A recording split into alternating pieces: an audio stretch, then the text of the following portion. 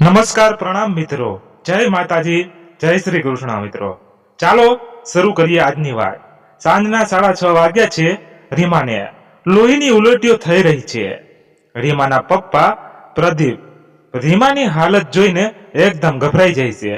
જલ્દી તેમના family doctor Sanjay શાહને ફોન કરે છે. Pradeep: hello doctor. Sanjay Shah: doctor, હું રીમાનો પિતા બોલું છું. પ્રદીપ જોશી: મારી દીકરી રીમાને લોહીની ઉલટીઓ થઈ રહી છે. પ્લીઝ ડોક્ટર, તમે જલ્દી ઘરે આવો, કંઈક કરો, મારી દીકરી રીમાને બચાવી લ્યો, પ્લીઝ ડોક્ટર. સંજય શાહ: હા પ્રદીપ, હું હમણાં જ નીકળું છું, તું ચિંતા નહીં કર, તારી રીમાને હું કંઈ જ નહીં થવા દઉં. બસ જો આવું જ છું, તમે લોકો ધીરજ રાખો, કંઈ નહીં થાય તમારી રીમાને.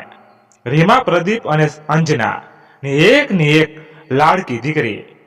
સ્વભાવમાં ખૂબ જ નટખટ અને શેતાની છોકરી. આખો દિવસ તોફાન કર્યા કરે.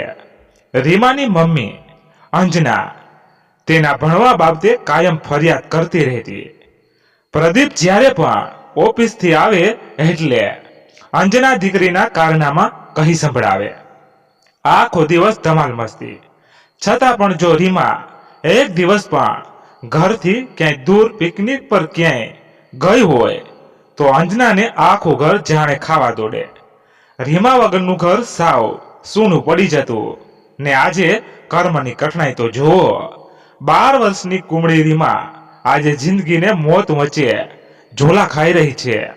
પોતાની જિંદગી માટે મોત સામે લડી રહી છે.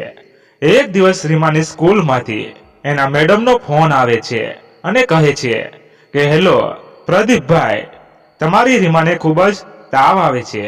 અમે એને તાવની દવા તો આપી દીધી છે, પણ તમે એને ઘરે લઈ જાઓ. અત્યારે પણ એ સખત તાવથી ધગે છે. તમે આવો ને, એને તમારા કોઈ ફેમિલી ડોક્ટર હોય તો એને બતાવી દો. પ્રદીપભાઈ: હા મેડમ, હું હમણાં જ આવું છું ને રીમાને લઈ જાઉં છું. પ્રદીપ રીમાને લઈને ઘરે આવે છે. અંજના તો રીમાને આવી હાલતમાં જોઈને ગભરાઈ જાય છે. અંજના: શું થયું રીમાને? બાપરે, આટલો બધો તાવ!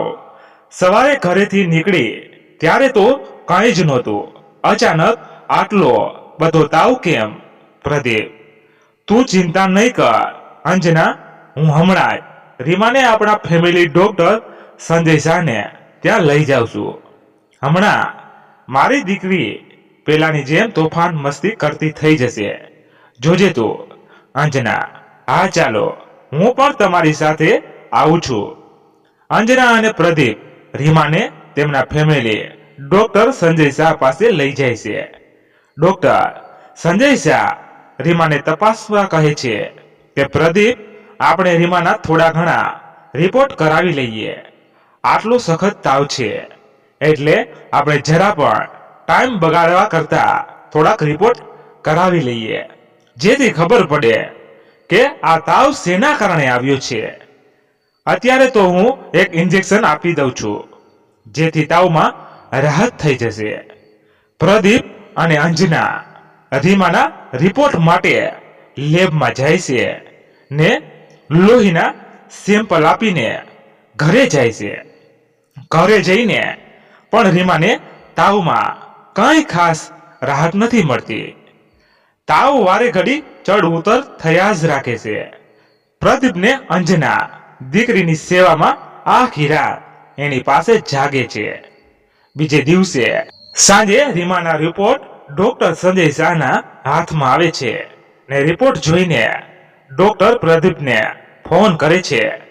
ડોક્ટર સંજય શાહ: હેલો પ્રદીપ, તારી દીકરીના રિપોર્ટ આવી ગયા છે. તારે અત્યારે જ મારા ક્લિનિક પર આવવું પડશે. તું જલ્દી આવી જા, મારે તને રીમાના હેલ્થ વિશે વાત કરવી છે. પ્રદીપ: શું થયું ડોક્ટર, બધું બરાબર તો છે ને?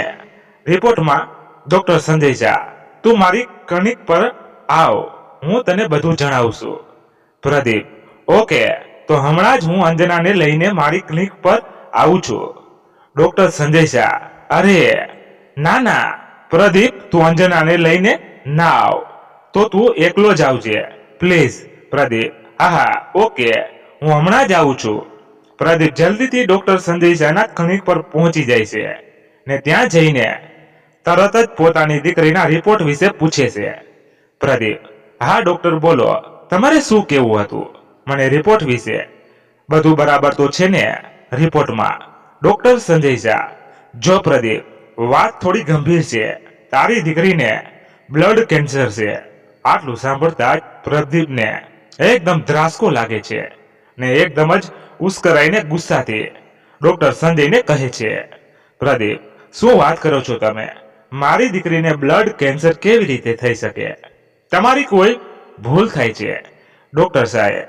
મારી દીકરી હજી તો 12 વર્ષની કુમળી બાળ છે. એને આવો ભયંકર રોગ કેવી રીતે હોઈ શકે? નાના સાહેબ, કાંઈક ભૂલ થાય છે તમારી, કે પછી કોઈ મજાક કરો છો તમે મારી સાથે?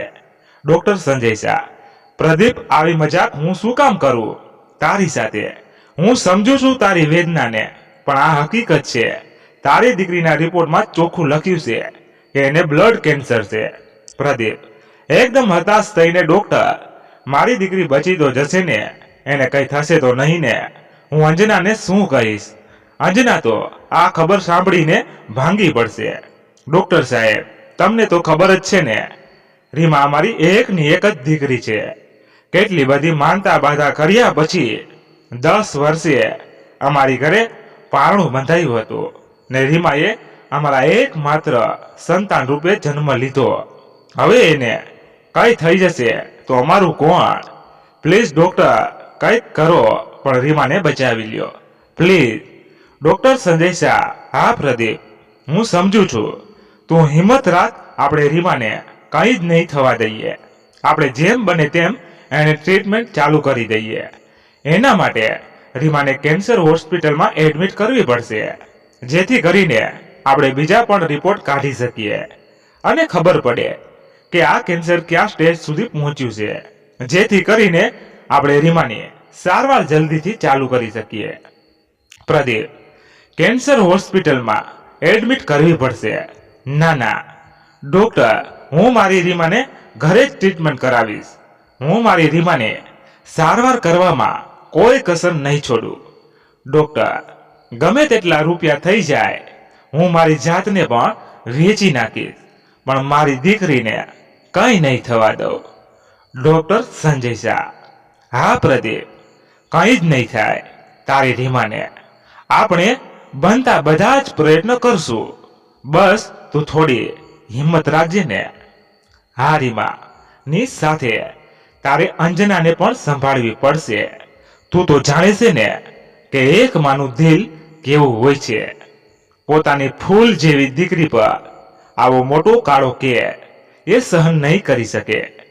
તારે એને આ પડકાર માટે તૈયાર કરવી પડશે. આપણે આપણા બનતા બધા પ્રયત્નો કરીશું. પછી આગળ તો બધું કુદરતના હાથમાં છે. કુદરતની આગળ આપણી કોઈ હેસિયત નથી કે એના ફેસલાને ટાળી શકીએ. પ્રદીપ: ના ના ડોક્ટર, હું મારી દીકરીને કંઈ જ નહીં થવા દઉં. હજી એના માટે એનો બાપ બેઠો છે. હું કંઈ પણ કરવા તૈયાર છું મારી દીકરીની જિંદગી બચાવવા માટે. ડોક્ટર સંજય શાહ: હા પ્રદીપ, હું સમજુ છું તારી વેદના, પણ હવે આપણે રીમાને બચવા માટે તેની ટ્રીટમેન્ટ બને એટલી જલ્દી ચાલુ કરી દેવી પડશે. હવે સમય નથી બગાડવો. હું હમણાં મારા મિત્રને કેન્સર સ્પેશિયાલિસ્ટ ડોક્ટર નીરવ ભટ્ટને ફોન કરી રીમાના રિપોર્ટ્સની બધી વિગત કરું છું ને રીમાની ટ્રીટમેન્ટ આપણે ઘરે જ ચાલુ કરી દઈએ ને. હા, હું મારા સ્ટાફમાંથી એક નર્સને તારા ઘરે 24 કલાકની દેખભાળ માટે મોકલી આપીશ, જેથી સમયસર આપણી ટ્રીટમેન્ટ ચાલુ રહે. પણ હા પ્રદીપ, એક દિવસ માટે તો તારે રીમાને કેન્સર હોસ્પિટલમાં દાખલ કરવી જ પડશે, જેથી બીજા રિપોર્ટ કરાવી શકીએ.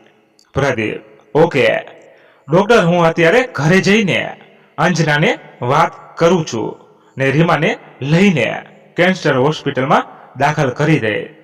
પણ બીજી બધી ટ્રીટમેન્ટ તો ઘરે થઈ શકશે ને? ડોક્ટર સંજય શાહ: હા હા પ્રદીપ, એ તું મારી પર છોડી દે. હું તારી દીકરીને બચવાના બધા જ પ્રયત્નો કરીશ. બસ તું ને અંજના થોડી હિંમત રાખજો. સમજો કે આ તમારી જીવનનો સૌથી મોટો પડકાર છે. ભગવાન તમારી પરીક્ષા લઈ રહ્યો છે. રીમાની જિંદગીની આ લડાઈમાં તમારે બેને એને પૂરી હિંમતથી સાથ આપવો પડશે. પ્રદીપ: હા ડોક્ટર, હું મારી દીકરીની આ લડાઈમાં એને જીતાવીશ રહીશ. એ જ મારી દીકરી છે, એ હાર નહીં માને. પ્રદીપ ભારે હૃદય સાથે ડોક્ટરની વિદાય લઈને ઘરે જવા નીકળે છે. રસ્તામાં તેના મનમાં હજારો સવાલો ઘેરી વળે છે. મનમાં જાણે ઘમાસણ યુદ્ધ ચાલી રહ્યું છે. કેવી રીતે કહું અંજનાને આ વાત? શું વીતશે અંજના પર? કેવી રીતે એને હું સંભાળીશ? પ્રદીપ આખા રસ્તે પોતાના વિચારો સાથે મથામણ કરતો પોતાની લાગણી ઉપર કંટ્રોલ કરીને માંડ પોતાની જાતને સંભાળી ઘરે પહોંચે છે. ઘરે પહોંચતા જ અંજનાને સ્ટડી રૂમમાં આવવાનું કહે છે. આજના શું વાત છે પ્રદીપ?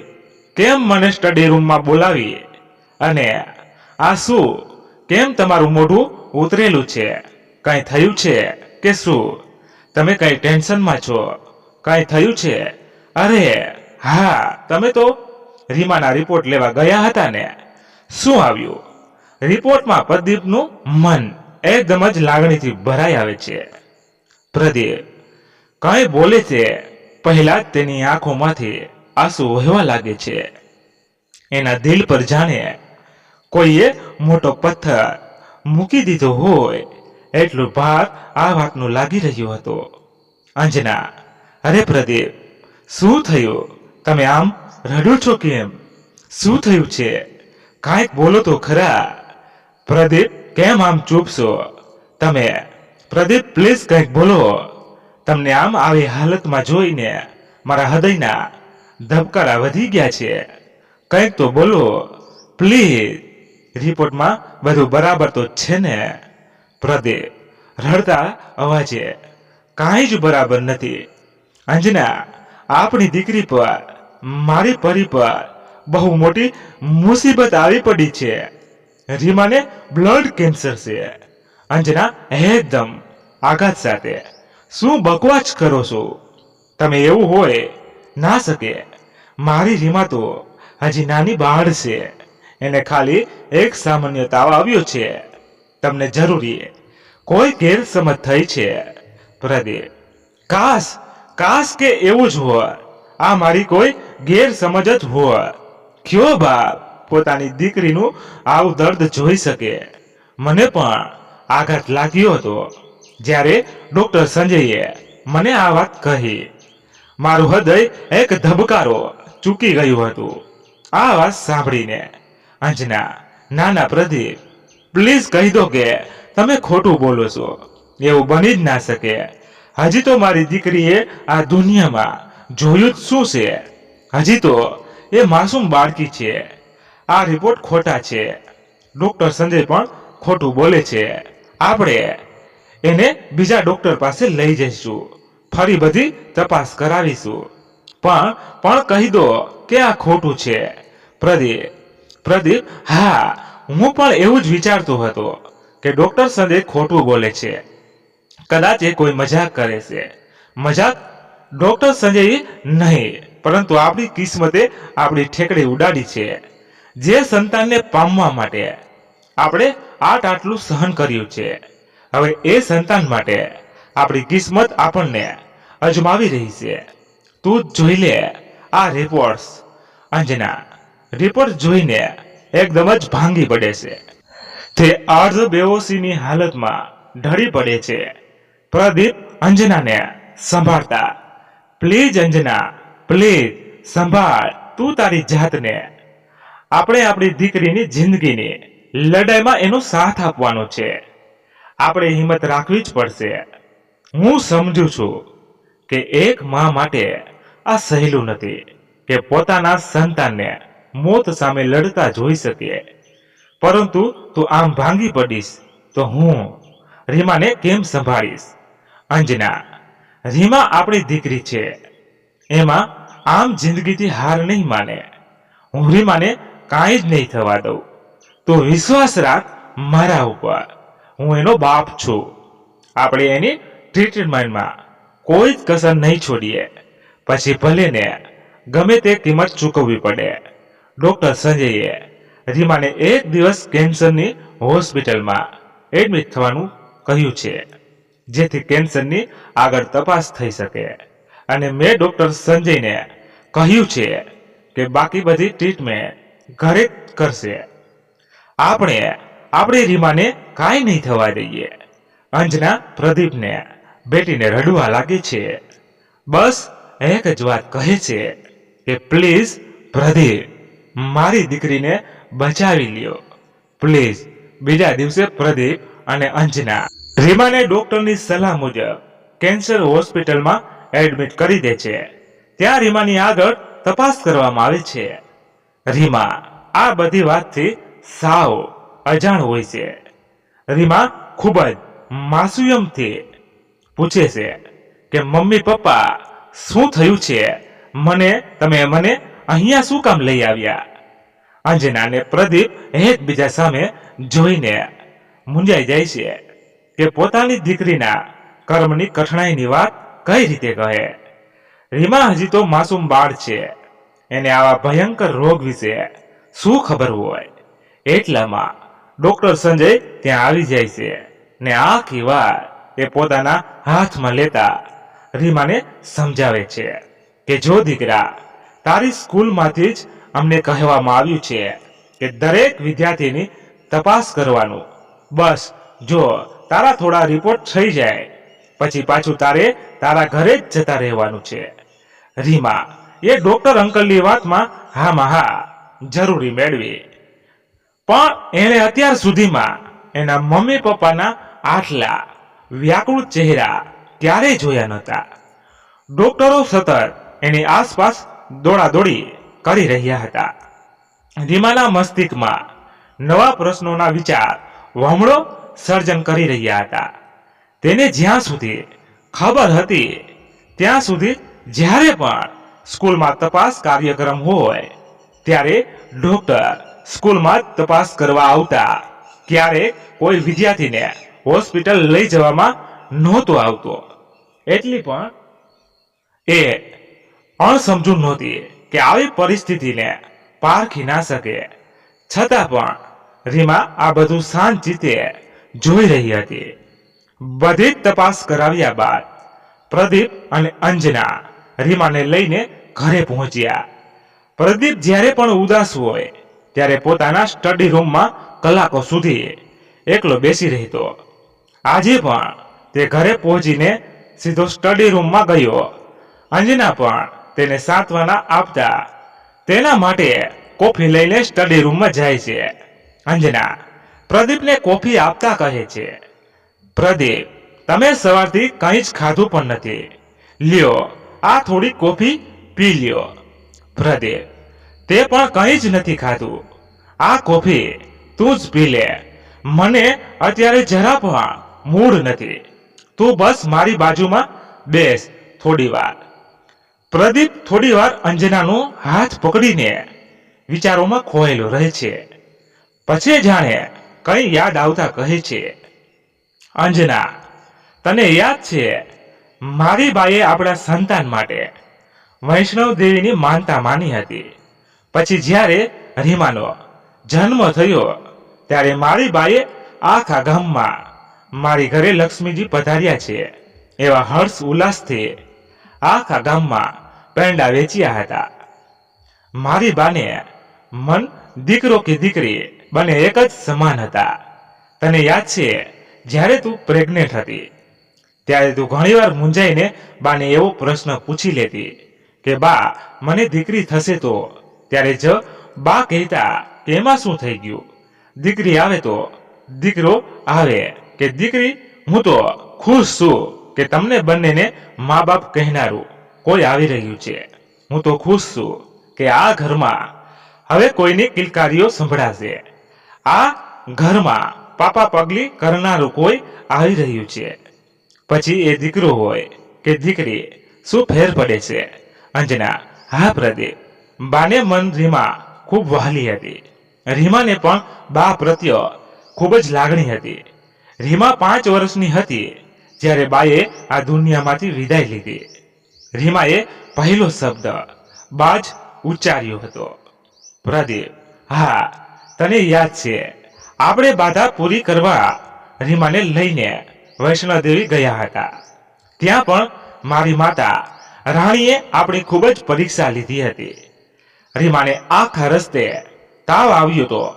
અંજના: હા, આપણા બધાના તો જીવ અધર થઈ ગયા હતા ને બાએ તો જ્યાં સુધી રીમાને સારું ના થાય ત્યાં સુધી અન્નનો એક દાણો પણ મોઢામાં નહીં મૂકે એવી માનતા લઈ લીધી હતી.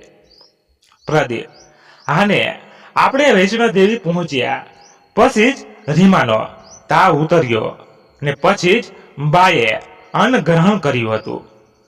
અંજના: મને એક વાત તો ખૂબ ડર લાગે છે. અંજના: શું પ્રદીપ?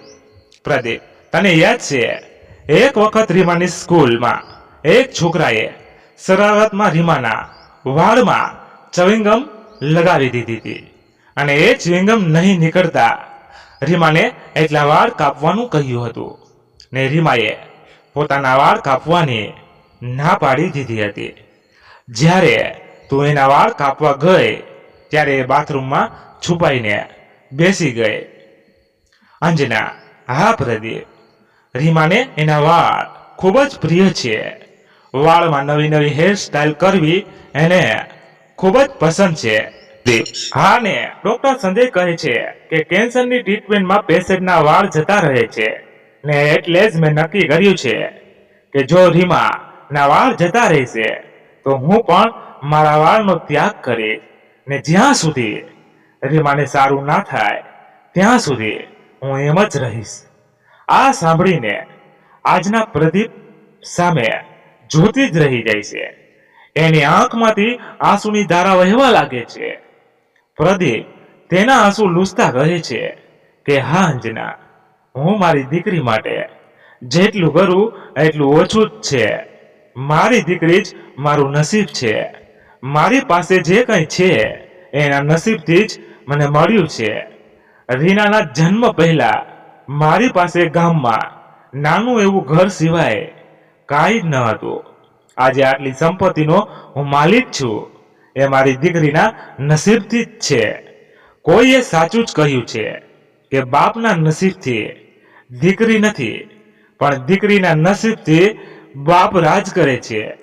મારી દીકરી મારા કાળજાનો કટકો નહીં, પણ મારું આખે આખું કાળજું છે. અને એક દીકરી માટે પણ તેનું મનગમતું ઘર તેના પિતાનું હૃદય જ હોય છે.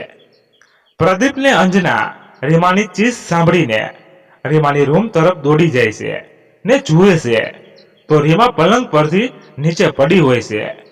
આ દ્રશ્ય જોઈને અંજના ખૂબ જ ડરી ઉઠે છે. રીમાના ચહેરા પર ગંભીર અને ડરના આવરણને જોઈ કંઈક અજુગતું બન્યું હશે એવો આભાસ સ્પષ્ટપણે જણાતો હતો. પ્રદીપ રીમાના બેરિંગ ચહેરાને જોઈને પૂછે છે કે શું થયું બેટા તને? કેમ આમ પલંગ પરથી નીચે પડી ગઈ ને આટલી મોટેથી ચીસ કેમ પાડી તે બેટા? રીમા: મમ્મી, મને બહુ જ ખરાબ સપનું આવ્યું એટલે મેં મોટેથી ચીસ પાડીને હું બેડ પરથી પડી ગઈ. મમ્મી, મેં સપનામાં જોયું કે કોઈએ મારા હેર કટ કરી નાખ્યા.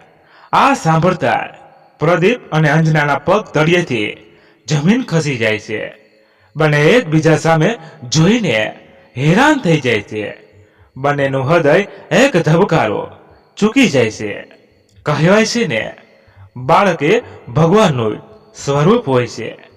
જાણે આવનારી મુસીબતનો આભાસ રીમાને થઈ રહ્યો હોય એવું લાગતું હતું.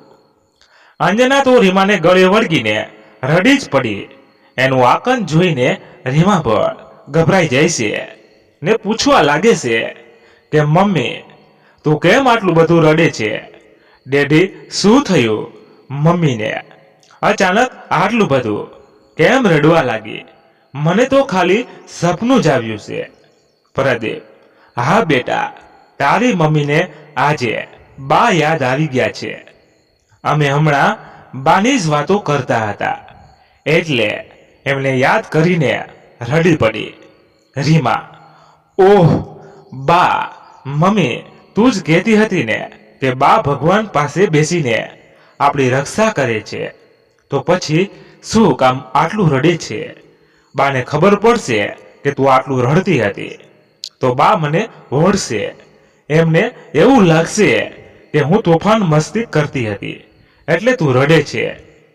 આ સાંભળતા અંજનાના હિપકા ભરતી રીમાની રૂમમાંથી બહાર નીકળી જાય છે. પ્રદીપ પણ રીમાને સુવાનું કહીને અંજનાને શાંત કરવા રૂમમાંથી નીકળી જાય છે ને અંજનાને કહે છે કે અંજના પ્લીઝ તું હિંમત રાખ, આ તો હજી આપણી કસોટીની શરૂઆત છે. તું આમ ભાંગી પડીશ તો હું એકલો આ સફર કેમ પાર કરીશ? હું સમજુ છું કે એક માની મમતા તને કમજોર બનાવી દે છે, પરંતુ આપણે રીમાને જિંદગીની આ લડાઈમાં વિજેતા સાબિત કરવાની છે ને એના માટે આપણે હૈયું કઠણ રાખવું જ પડશે. અંજના: તમે મને કહો છો પ્રદીપ, પણ શું હું નથી જાણતી તમારા મનની વેદના? ઉપરથી મજબૂત હોવાનો દેખાવ કરો છો, પરંતુ શું હું નથી જાણતી કે તમારું હૃદય કેટલું ધ્રુજી ઉઠ્યું છે? પ્રદીપ, તમારા મનનો ડર મારાથી વધુ સારી રીતે કોણ પારખી શકે? પ્રદીપ: હા, તારી વાત સાચી, પણ તું જે કે અંજના કે હું શું કરું? આમ હારીને રડવાથી કાંઈ નથી થવાનું. અત્યારે આપણી પાસે પરિસ્થિતિનો સામનો કરવો સિવાય બીજો કોઈ રસ્તો જ નથી ને આપણે જ હિંમત હારી જશું તો રીમાનું શું થશે? આપણે અત્યારે વૈષ્ણોદેવી માતાજીને આપણી દીકરીને જિંદગી માટે પ્રાર્થના કરવા સિવાય કોઈ રસ્તો જ નથી. અંજના: હા પ્રદીપ, તમે સાચું કહો છો. મને મારી વૈષ્ણોદેવીમાં પણ પૂર્ણ શ્રદ્ધા છે. એ મારી રીમાને કાંઈ જ નહીં થવા દે. એટલામાં જ ડોક્ટર સંજય શાહનો ફોન આવે છે ને બંને એકબીજાની સામે પ્રશ્નાર્થ ચિહ્ને જુએ છે. પ્રદીપ સ્વસ્થ થઈને ફોન ઉપાડીને વાત કરે છે. સામેથી ડોક્ટર સંજય કહે છે કે પ્રદીપ, આપણા માટે એક ખુશ ખબર છે. રીમાને કેન્સરની હજી શરૂઆત છે. ત્યાં જ ખબર પડી ગઈ હોવાથી રીમાની જાનને ઓછો ખતરો છે ને કહે છે કે આપણે હવે રીમાની ટ્રીટમેન્ટ જલ્દીથી શરૂ કરી દેવી પડશે. રીમાને કેન્સરની શરૂઆત જ હોવાથી રીમાને 4 વખત કીમોથેરેપી આપવી પડશે. આ દરમિયાન રીમાને કદાચ લોહીની ઉલટીઓ પણ થાય. કીમોથેરેપીથી લોહીમાં રહેલા કેન્સરના કીટાણુ નષ્ટ થઈ જાય છે. હું કાલે જ એક નર્સને તમારે ઘરે મોકલી આપીશ, જેથી આપણે જલ્દીથી ટ્રીટમેન્ટ ચાલુ કરાવી શકીએ. પ્રદીપ આ બધું સાંભળીને એકદમ અવાચક થઈ જાય છે. ડોક્ટર સંજયની વાત સાંભળીને પ્રદીપને એક નવી આશાનું કિરણ નજર આવે છે. અત્યાર સુધી મનમાં વિચાર રહેલ અકલ્પનીય વિચારોને એક નવી રાહ ડોક્ટર સંજયના શબ્દોએ બક્ષી. સૂકા રણમાં જાણે પાણીનું સરોવર મળે એમ જ પ્રદીપના સતત વિચારોથી ખોવાયેલા ચહેરા પર એક નવી ચમક આવે છે. ડોક્ટર સંજયના શબ્દોની ખુશીમાં જ પ્રદીપની આંખમાંથી આંસુની ગંગા જમનાની ધારા વહેવા લાગે છે. પ્રદીપ અંજનાને ભેટીને રડી પડે છે ને ડોક્ટર સંજયે કહેલી વાત અંજનાને કહી સંભળાવે છે. એ રાતે અંજનાને પ્રદીપ આખી રાત રીમાની પાસે બેસીને રીમાને મીઠી નીંદર લેતા નિહાળતા રહ્યા. આવનારી સવાર પોતાની દીકરી માટે ચેલેન્જ સમાન હતી. ઉગતા સૂરજની સાથે જાણે એક યુદ્ધનો પ્રારંભ થવાનો હોય. જિંદગીની એક નવી જ સવાર આલિંગન આપવા રાહ જોઈ રહી હોય એમ જાણે એ રાતની એક એક ક્ષણ વિતાવી ખૂબ જ અઘરી હતી. બીજા દિવસની સવાર જાણે સૂરજ પણ વાદળોની પાછળ રિસાઈને બેઠો હોય એમ સાવ ઉદાસીને સવાર ખીલી હતી. પ્રદીપને અંજના આખી રાત જાગ્યા હોવાથી બંનેના મોઢા ઉપર આખી રાતના ઉજાગરાનો થાક નજર આવતો હતો. આગલા દિવસે ડોક્ટર સંજય શાહે રીમાના રિપોર્ટ વિશે જણાવ્યા પછી બંનેએ થોડો રાહતનો શ્વાસ અનુભવ્યો હતો. પોતાની દીકરીના નસીબમાં વિધાતાએ લખેલા લેખ તો ના બદલી શકે, પણ એક મા બાપે પોતાની દીકરીને જીવન સાથેના યુદ્ધમાં વિજય સાબિત કરીને રહેશે એવો આત્મવિશ્વાસ બંનેના ચહેરા પર સ્પષ્ટપણે દેખાતો હતો. આજે રીમાનો પહેલો કેમોથેરાપી હતો. પ્રદીપને અંજના સવારે પોતાની દીકરીના સ્વાસ્થ્ય માટે નાનકડી પૂજા કરે છે. થોડી જ વારમાં ડોક્ટર સંજય શાહ પોતાના ડોક્ટર્સને નર્સની આખી ટીમ સાથે પ્રદીપના ઘરે પહોંચી જાય છે. રીમાને કેમોથેરેપી આપવાની તૈયારી ચાલુ કરી દીધી. પ્રદીપનું એવું કહેવું હતું કે હોસ્પિટલના વાતાવરણથી રીમાના કુમળા માનસ પર ખૂબ ખરાબ અસર પડશે, જેથી કરીને રીમાની ટ્રીટમેન્ટ ઘરે જ કરાવે તેવો તેનો આગ્રહ હતો. જેથી રીમાના રૂમમાં જ ટ્રીટમેન્ટમાં જરૂર પડતા બધા સાધનોની વ્યવસ્થા કરી તૈયારીઓ ચાલુ થઈ રહી હતી. રીમા આ બધું અચંબિત નજરે જોઈ રહી હતી.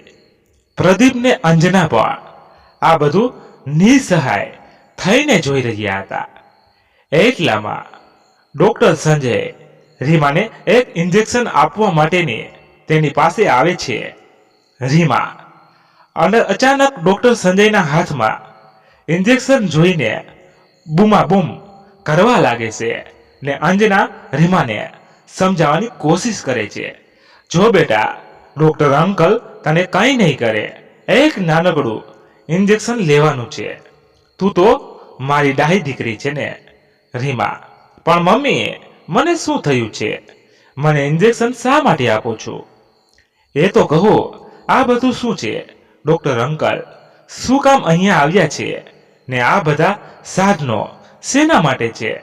અંજના રીમાના એક સાથે આટલા બધા પ્રશ્નો સાંભળીને ચોંકી જાય છે. પોતાની દીકરીના પ્રશ્નોના શું જવાબ આપે કાંઈ સમજ નથી પડતી.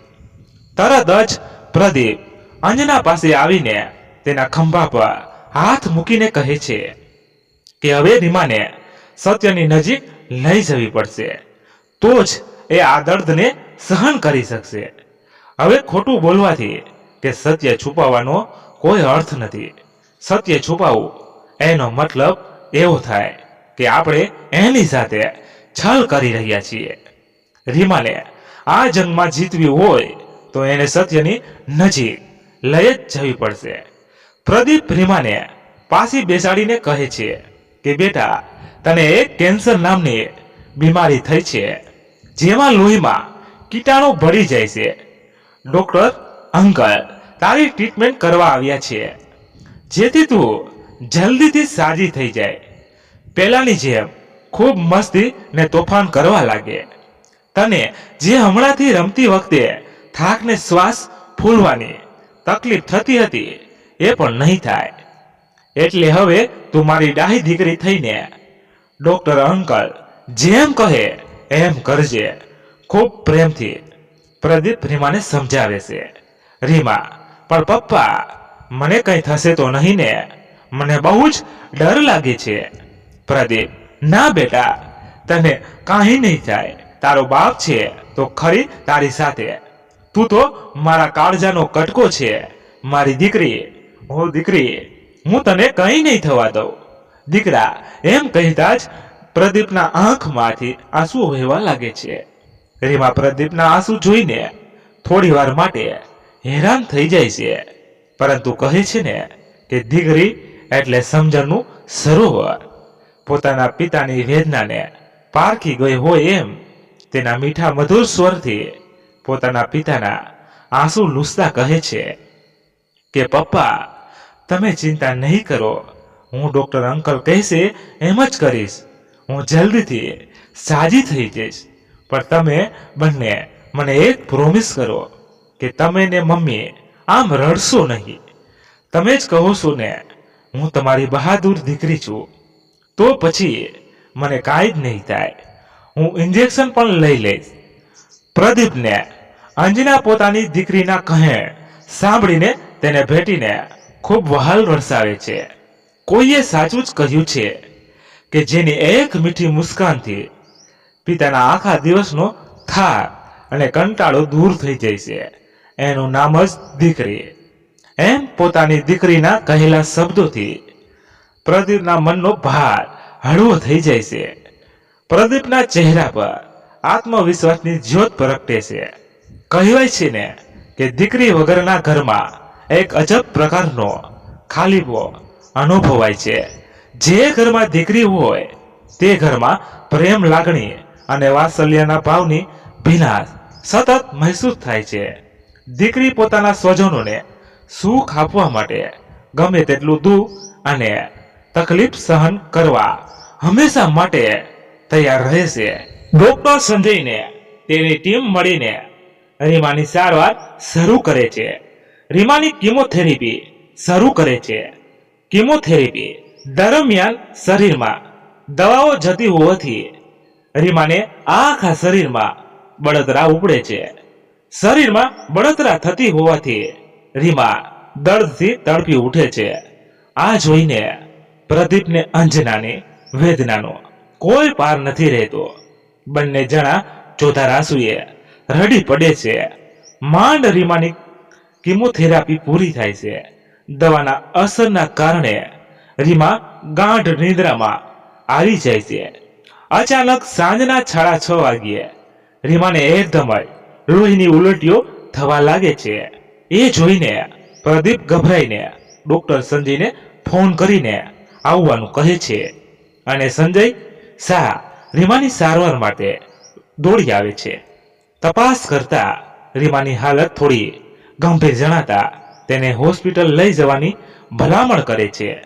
રીમાને કેન્સરની મોટામાં મોટી હોસ્પિટલમાં લઈ જવામાં આવે છે. રીમાને સ્ટ્રેચર ઉપર સુવડાવીને તેને આઈસીયુમાં દાખલ કરવામાં આવી છે. જે પ્રદીપ અને રીમા પણ હોસ્પિટલમાં દોડી આવે છે. આઈસીયુની બહાર પોતાની દીકરીની હાલત ગંભીર થતા જોઈને બંને જણા અંદરથી કંપી ઉઠે છે. બંને જણા એકબીજાને ભેટીને રડી પડે છે. અંજના તો પોતાની દીકરીની હાલત જોઈને પ્રદીપની બાહોમાં ભાંગી પડે છે. અંજના જોર જોરથી રડવા લાગે છે. તેનું આક્રદ આખા હોસ્પિટલને ધ્રુજાવી નાખે એવું હોય છે. ડોક્ટર સંજય શાહ રીમાની હાલત કેન્સર સ્પેશિયાલિસ્ટ ડોક્ટર નીરવ ભટ્ટને ફોન દ્વારા જણાવે છે ને તરત જ ડોક્ટર નીરવ ભટ્ટ રીમાને તપાસવામાં આવી જાય છે. અહીંયા અંદર આઈસીયુમાં ડોક્ટર નીરવ ભટ્ટ રીમાને તપાસી રહ્યા હતા ને બહાર પ્રદીપ અને અંજનાના શ્વાસ અદ્ધર થઈ રહ્યા હતા.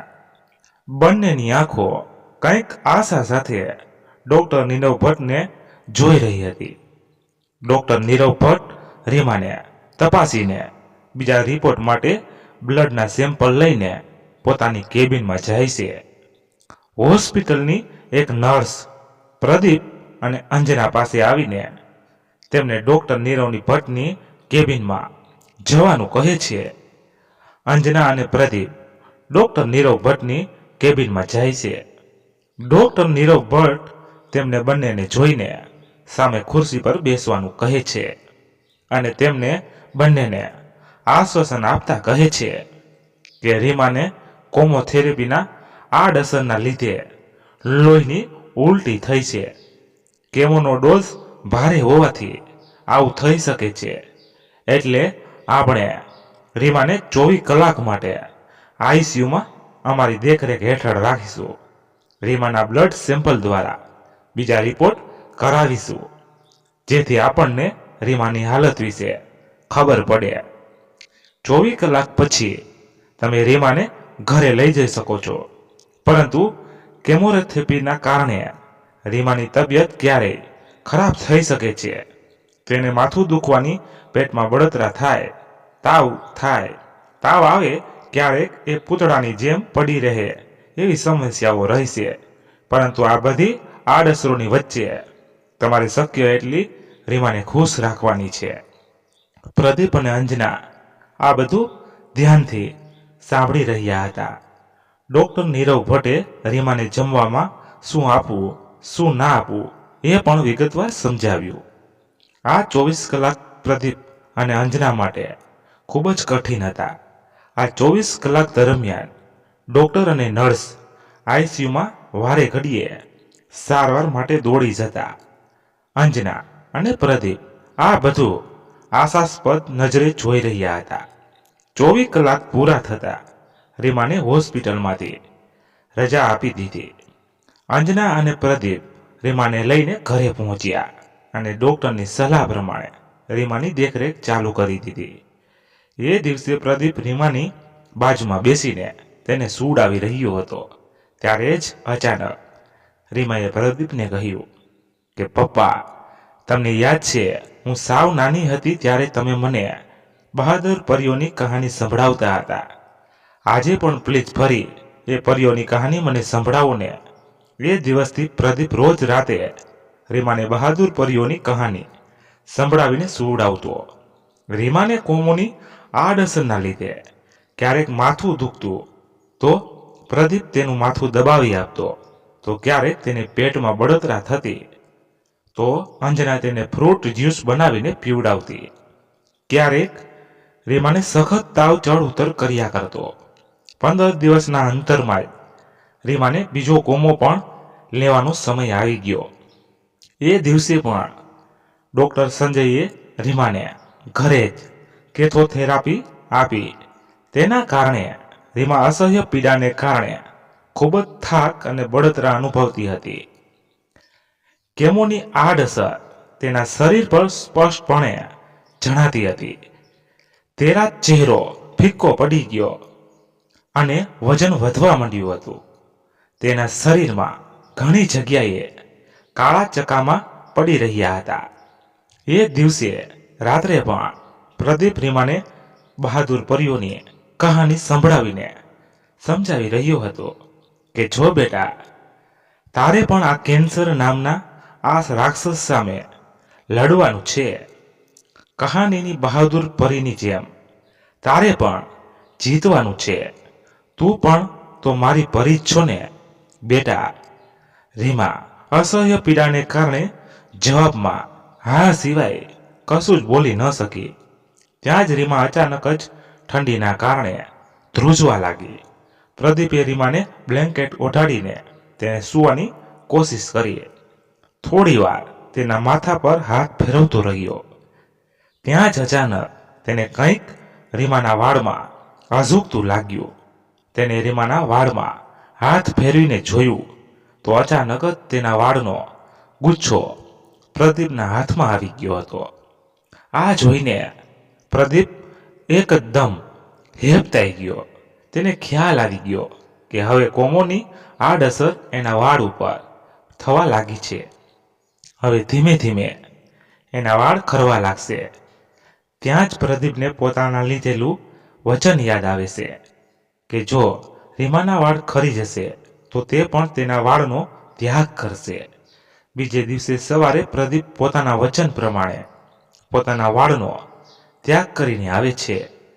આ જોઈને અંજનાની આંખો ભરાઈ આવે છે. તેની આંખોમાંથી ગંગા જમુના વહેવા લાગે છે ને વિચારવા લાગે છે કે કેવો અદ્ભુત છે આ બાપ દીકરીના પ્રેમનું. એક બાપે પોતાની દીકરી પ્રત્યેના દરેક ફરજો નિભાવી છે. તે મનોમન ભગવાનને પ્રાર્થના કરવા લાગી કે હે વૈષ્ણવ દેવી માં, આપ આપના પ્રેમની લાજ રાખજો. માં, મારી રીમાને જલ્દીથી સ્વસ્થ કરી દેજો. માં. પ્રદીપ અંજનાને આમ અબોધ હાલતમાં જોઈને તેની પાસે જાય છે અને ખંભા પર હાથ મૂકતા કહે છે, અંજના શું વિચારી રહી છે?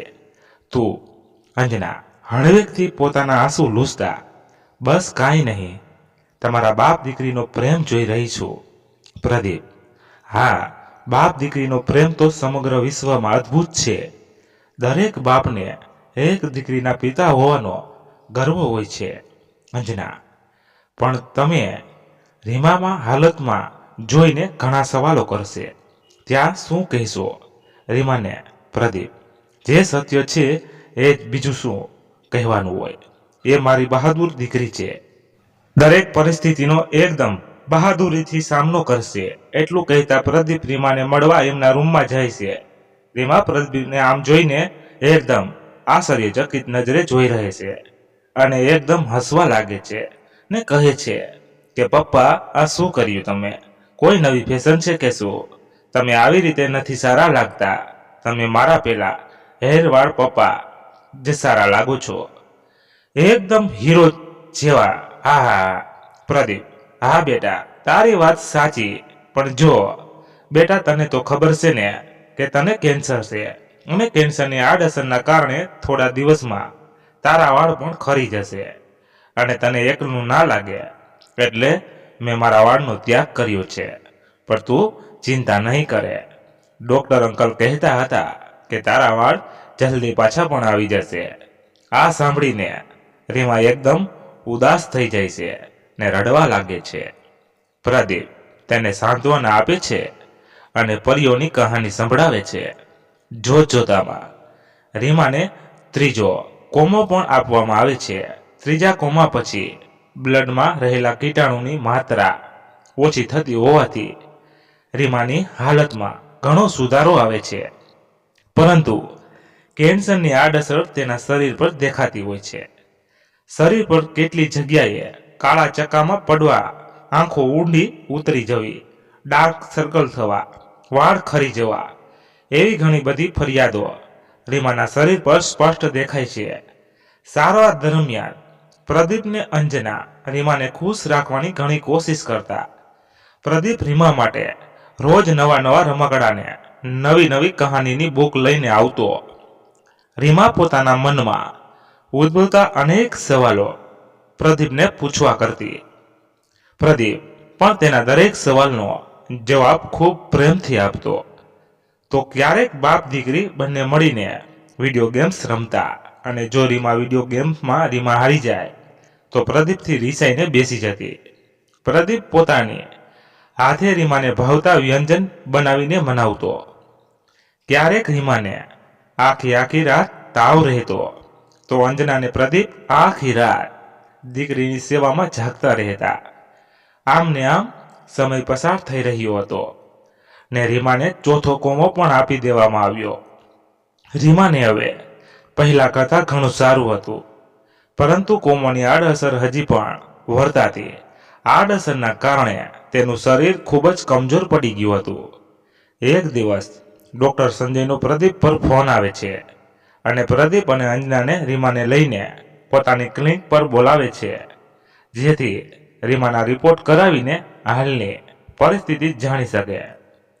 પ્રદીપ અને અંજના રીમાને લઈને હોસ્પિટલ જાય છે.